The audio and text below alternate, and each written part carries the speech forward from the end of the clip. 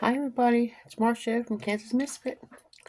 Today I want to talk to you about how to keep your food safe when before a storm, after a storm, and during a storm, or something like that. Before, during, and after a storm, and how you can be able to still survive food-wise.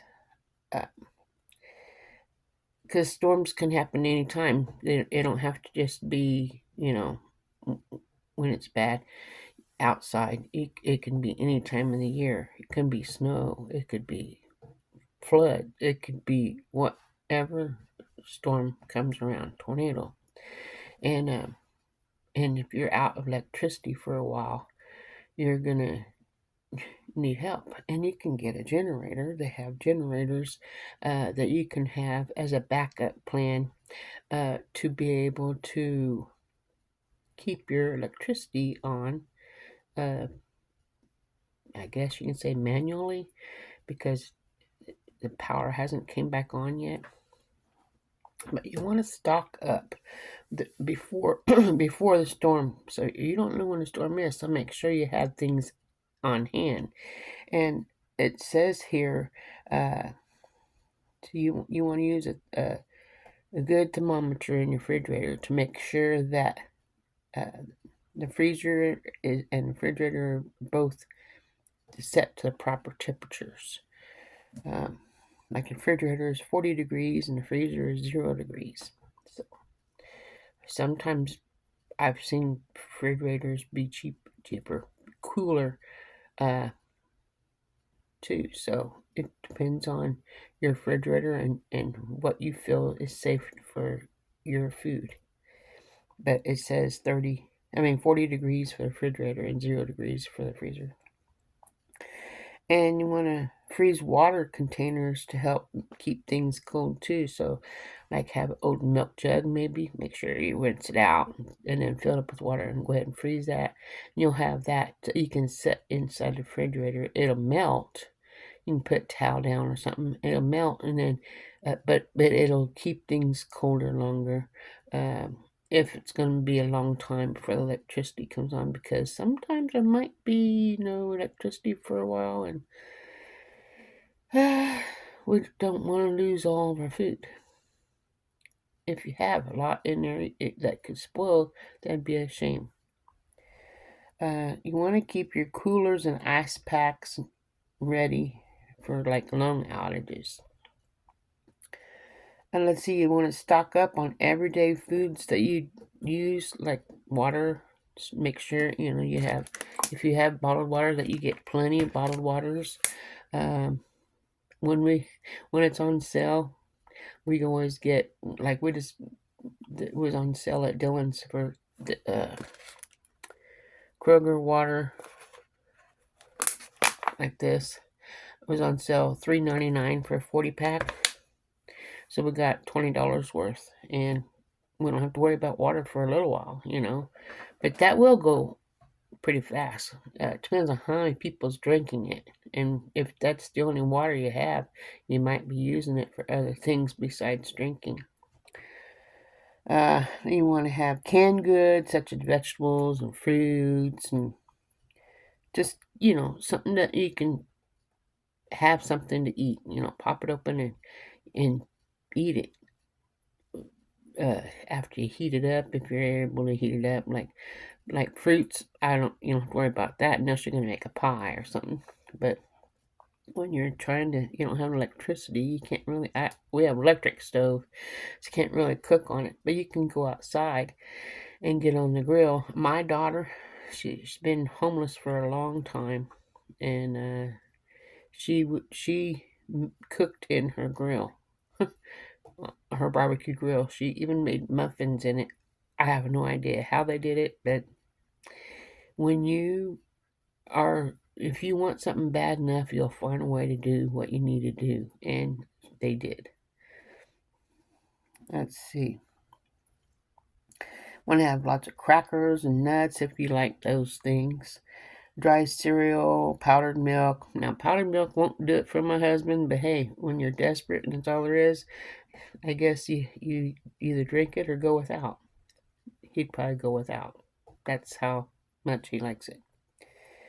But for during an outage when there's no electricity and you want to don't open the refrigerator too many times because every time you open it up, heat goes in if there is heat, but the air comes in and that helps cool things off, warm it up in there so that way things will get cold. Will get warm instead of staying cold. I don't even know what's wrong with me. Last night I was so cold in my house. I turned the oven on to clean it.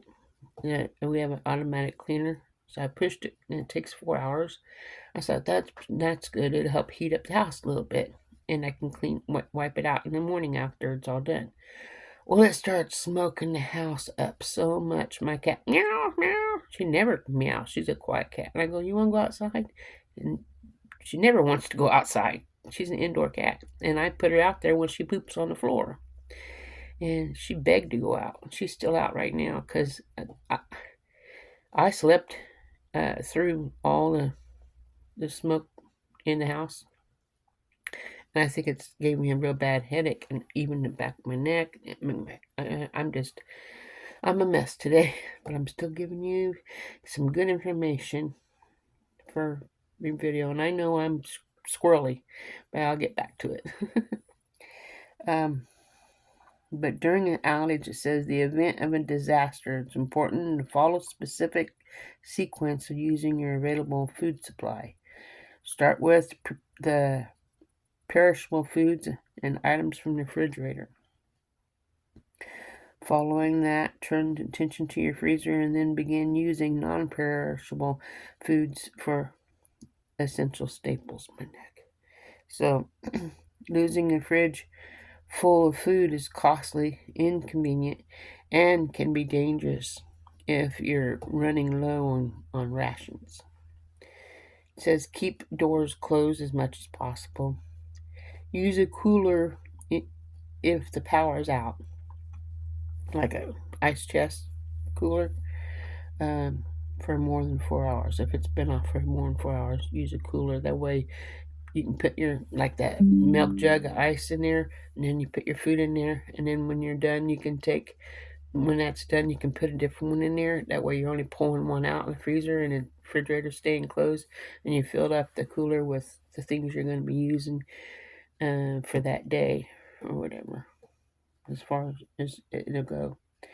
Then if you don't have a cooler, you can use your freezer to keep your refrigerator's things in. I guess that's what it says here. It says put ice in bowls and place them around the food to prevent melting and flooding your freezer. Use blankets to insulate the freezer, but ensure that it doesn't block the vents. You want to monitor temperatures with a thermometer. Food must be below 40 degrees to stay safe. Never taste food to test safety. If it smells or looks and feels off, throw it out. Don't use food that touches the flood water unless it is the waterproof packaging. So I hope that helped you learn something. That after your power returns, it says frozen foods is safe in steel containers with icicles, ice crystals, or has stayed under 40 degrees. So that's good. And it says don't refreeze or cook food that got too warm. Throw out anything questionable. So that's I got this information from my little handy book that I always get every month, Kansas Country Living. And this is September 2025's catalog or magazine. And I thought it was information that would help somebody, so I wanted to share it with you. And I hope you enjoyed this. And if you got anything out of it, I'm so thankful I helped at least one person. And that's what I have for you today. And I'll see you tomorrow with another video. Have a wonderful day. Remember, God loves you, and so do I.